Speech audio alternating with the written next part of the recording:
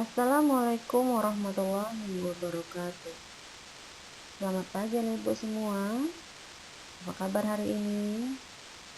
Ibu berharap anak-anak Ibu semua dalam keadaan sehat dan tetap semangat walaupun harus belajar dari rumah.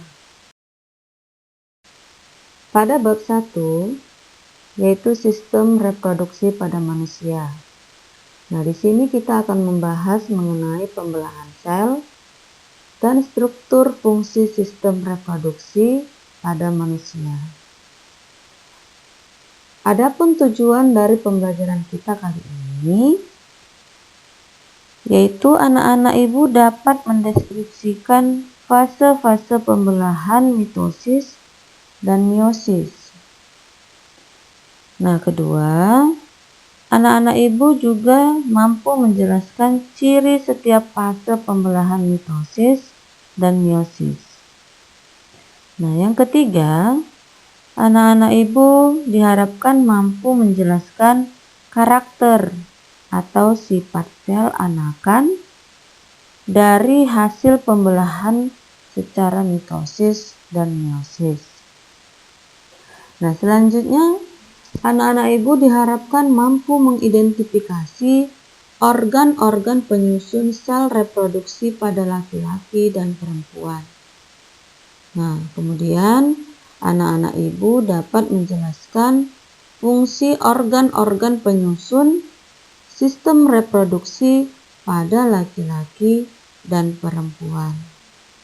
Nah, anak-anak Ibu juga diharapkan mampu mengidentifikasi proses pembentukan sperma atau yang disebut spermatogenesis dan proses pembentukan sel telur atau yang disebut dengan oogenesis. Nah, selanjutnya anak-anak Ibu juga diharapkan mampu mendeskripsikan proses pembentukan sel telur atau oogenesis. Nah, anak-anak Ibu, itu tadi tujuan pembelajaran kita pada materi kita hari ini. Nah, silahkan anak-anak Ibu perhatikan penjelasan Ibu berikut ini. Anak-anak Ibu, sebelum mempelajari materi tentang struktur dan fungsi sistem reproduksi pada manusia, kita perlu memahami terlebih dahulu mengenai pembelahan sel. Apa itu pembelahan sel? Yaitu suatu proses yang membagi satu sel induk menjadi dua atau lebih sel anakan. Nah, jadi pembelahan sel ini sangat penting di dalam sistem reproduksi pada manusia. Nah, ada 3 alasan ya mengapa sel itu harus mengalami pembelahan. Yang pertama yaitu untuk pertumbuhan. Yang kedua untuk perbaikan, dan yang ketiga sel mengalami pembelahan untuk reproduksi. Nah, jadi anak-anak Ibu perlu sekali kita mengetahui mengenai pembelahan sel ini sebelum kita mempelajari tentang sistem reproduksi. Nah, jadi pembelahan sel ini ada 2. Yang pertama itu pembelahan secara mitosis dan yang kedua pembelahan secara meiosis. Nah, pembelahan secara mitosis yaitu pembelahan yang menghasilkan 2 sel anakan dengan materi genetik yang identik dari sel induk. Nah, kemudian pembelahan secara mitosis juga terjadi pada organisme yang mengalami pertumbuhan, perbaikan, atau reproduksi aseksual, atau bisa juga disebut terjadi pada sel-sel tubuh atau sel somatik makhluk hidup. Nah, kemudian jumlah kromosom. Sel anakan adalah 2N atau disebut dengan diploid. Nah, siklus hidup sel dibagi menjadi dua, yaitu fase pertumbuhan atau interfase dan fase pembelahan. Nah, fase pertumbuhan atau disebut juga dengan interfase. Nah, pada fase ini ya merupakan tahap persiapan pada setiap sel yang akan melakukan pembelahan. Kemudian di sini juga merupakan tahapan yang paling lama dalam siklus sel. Nah, terjadi proses metabolisme yang tidak berpengaruh dalam perubahan morfologi sel. Nah, di sini juga terdiri atas 3 fase, yaitu G1, sintesis, dan G2.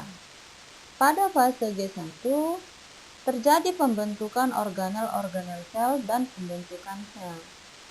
Sedangkan pada fase S terjadi proses replikasi DNA. Kemudian pada fase G2 terjadi pertumbuhan organel. Nah, anak ibu, kita masuk pada fase pembelahan ya. Nah, pada fase pembelahan sel ini secara mitosis memiliki 4 tahapan. Yang pertama yaitu profase, kemudian metafase, kemudian anafase, dan telofase. Pada tahapan profase, ya di sini terjadi beberapa hal, yaitu yang pertama benang-benang kromatin menjadi memendek dan menebal, membentuk kromatid. Nah, kemudian kromatid berpasangan membentuk kromosom. Membran nukleus dan nukleolus menghilang. Nah, kemudian pada sel hewan, sentriol mengalami pembelahan. Sentriol tersebut memisah menuju kutub yang berlawanan ya.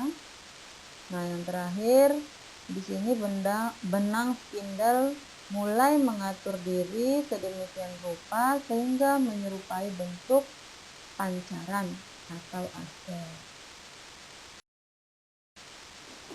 Pada tahapan metafase, di sini terbentuk benang-benang spindle kromosom yang terlihat semakin jelas.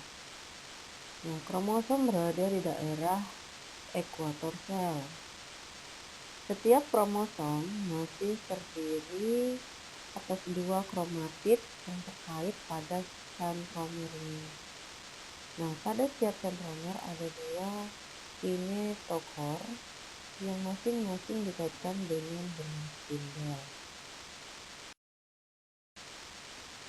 Tahapan anafase. Nah, pada tahapan ini benang-benang spindle telah memendek. Nah, kemudian kromatid menuju kutub yang berlawanan dan mulai terjadi sitokinesis atau sitokinesis sedang dimulai. Nah, pada tahapan telofase, nah ini fase yang keempat pada proses pembelahan secara mitosis. Nah, pada fase ini kromatid telah sampai di kutub-kutub yang berlawanan. Nah, kemudian kromatid menipis dan memanjang menjadi kromatin. Nah, kumpulan kromatin membentuk anak inti. Terbentuk membran nukleus di luar anak inti dan sitokinesis selesai. Nah, akhirnya terbentuk 2 sel anakan.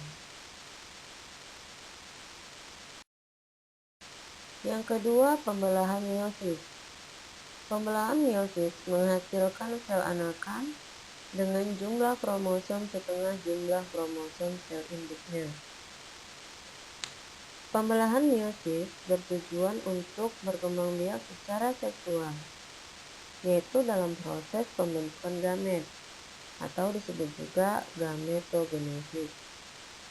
Nah, meiosis mengalami pembelahan inti sebanyak 2 kali sehingga satu sel diploid atau 2N akan menghasilkan 4 sel haploid atau N.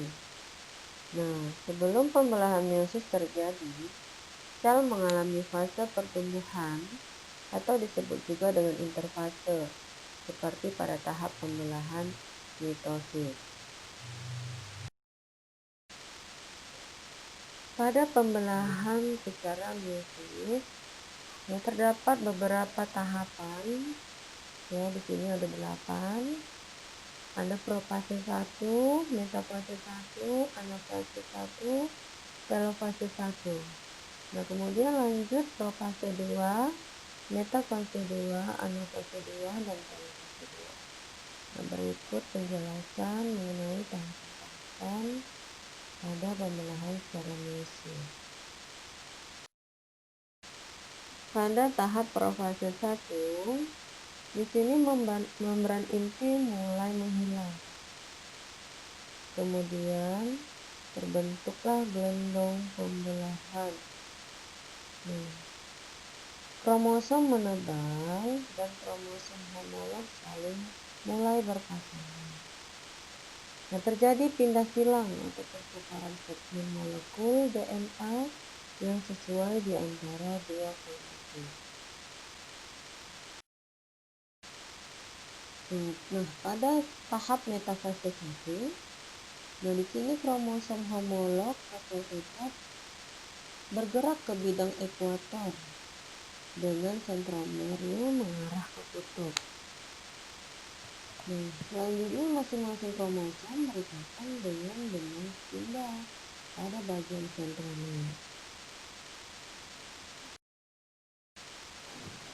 Nah, pada tahap anafase 1, di sini kromosom homolog ditarik oleh benang spindel ke arah kutub pembelahan, sehingga tetrad berpisah dan kromosom bergerak menuju kutub yang berlawanan. Nah, kemudian membran sel mulai melekuk di bagian tengah. Nah, seperti ini ya.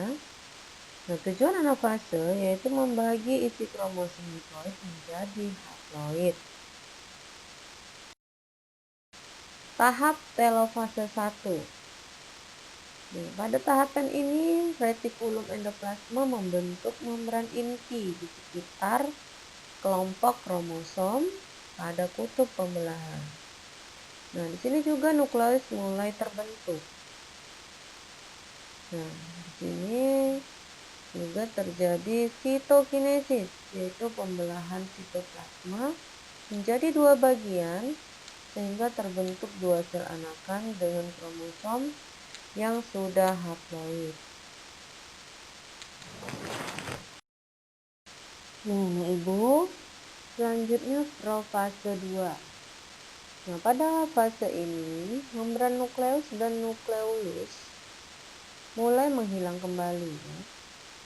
Nah, sentrosom membelah dan sepasang sentriol memisah menuju kutub-kutub yang berlawanan. Dan di antara keduanya muncul benang spindel yang memancar dari kedua kutub sentriol. Nah, waktu ini lebih singkat dibanding tahap lainnya. Pada tahap metafase 2, tiap kromosom haploid berisi 2 kromatid tertarik ke bidang ekuator. Nah, di sini terbentuk benang-benang spindel yang salah satu ujungnya melekat pada sentromer, khususnya di bagian kinetochore, dan ujung lainnya membentang menuju kutub pembelahan yang berlawanan. Pada tahap anafase 2, spindel menarik kromatid menuju kutub pembelahan yang berlawanan. Kedua kromatid bergerak menuju kutub yang berbeda. Nah, pada akhir anafase, membran mulai melekuk. Nah, baik anak Ibu, kita lanjutkan materi berikutnya, yaitu struktur dan fungsi sistem reproduksi pada manusia. Pada tahap telofase 2. Nah, di sini kromatid ditutup berubah menjadi benang-benang kromatin. Membran nukleus dan inti haploid terbentuk. Nah, kemudian kromosom menipis dan memanjang menjadi benang-benang kromatin. Nah, terjadi sitokinesis sehingga terbentuk 4 sel anakan yang haploid. Nah, itu tadi ya tahapan-tahapan pada pembelahan secara mitosis. Nah, baik anak ibu, kita lanjutkan materi kita yang kedua, yaitu mengenai struktur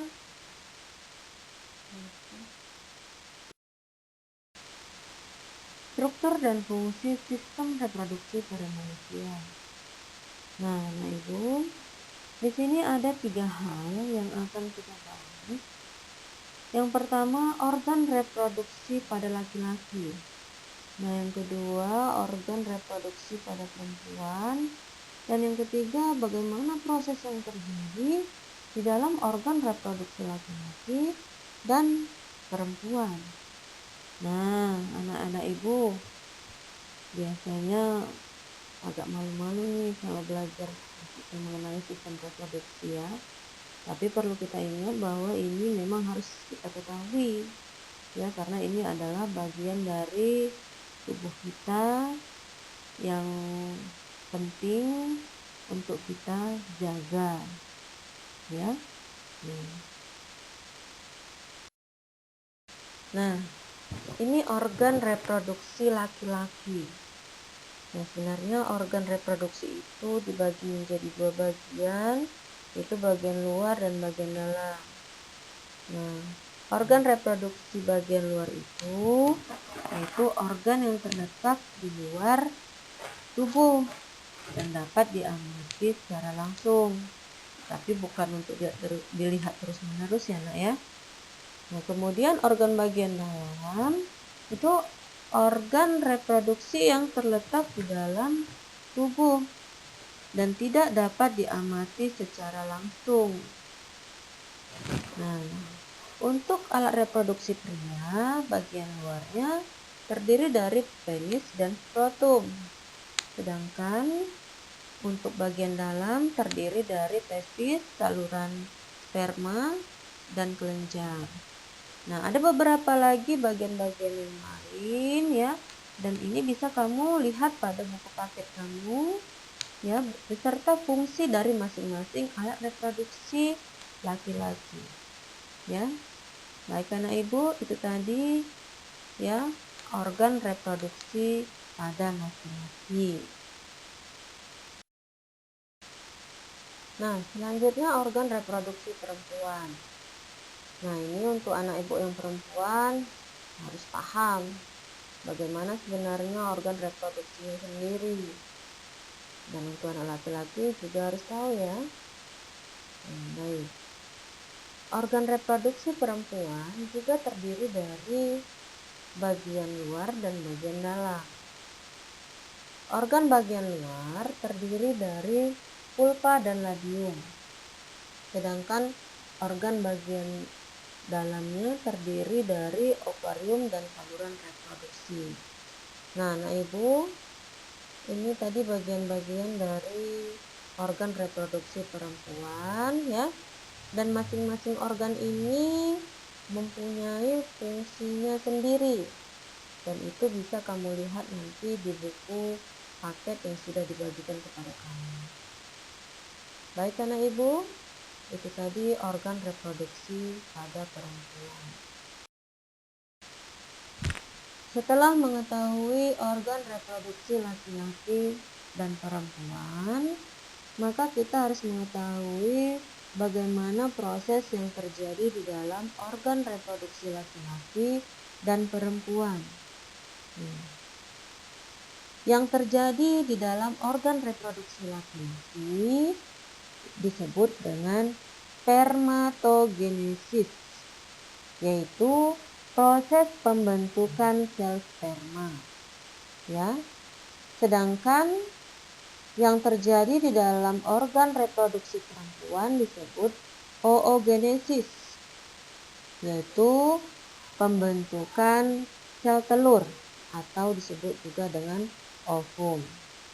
Nah, proses spermatogenesis ya dimulai dari spermatogonium, ya, diploid, kemudian melalui pembelahan mitosis atau secara mitosis spermatogonium ya berubah menjadi spermatid primer atau diploid ya dalam profase meiosis 1.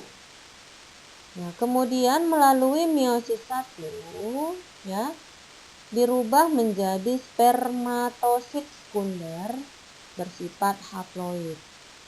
Nah, kemudian melalui pembelahan meiosis 2 ya dirubah menjadi spermatid atau haploid. Maka dihasilkan 4 sel sperma haploid. Nah, kemudian pada oogenesis ya dimulai dari sel kecambah primordial ya yang membentuk oogonium diploid.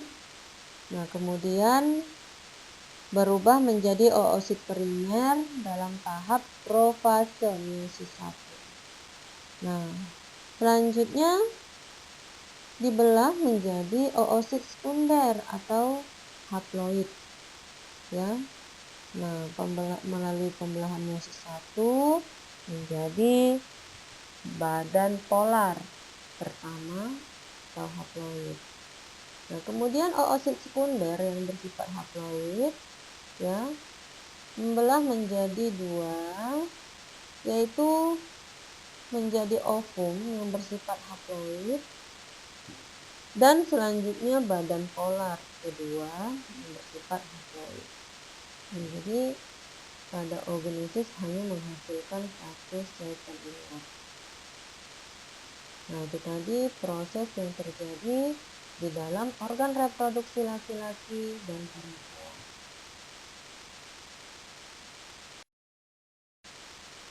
Nah, untuk tugas, anak-anak ibu bisa mengerjakan di buku tugas. Kemudian nanti kamu foto dan kamu kirimkan ke WA pribadi ibu. Nah, yang pertama, sebutkan perbedaan pembelahan secara meiosis dan pembelahan secara mitosis. Yang kedua, tuliskan organ-organ reproduksi laki-laki dan perempuan beserta fungsinya. Nah, itu saja ya anak ibu ya. Mudah-mudahan tugas ini kamu kerjakan dengan baik dan kamu kumpul semua. Ya, tetap semangat anak ibu. Tetap berdoa semoga wabah corona ini cepat berlalu supaya kita bisa kembali belajar di sekolah bersama teman-teman. Baik, tetap jaga kesehatan. Assalamualaikum warahmatullahi wabarakatuh.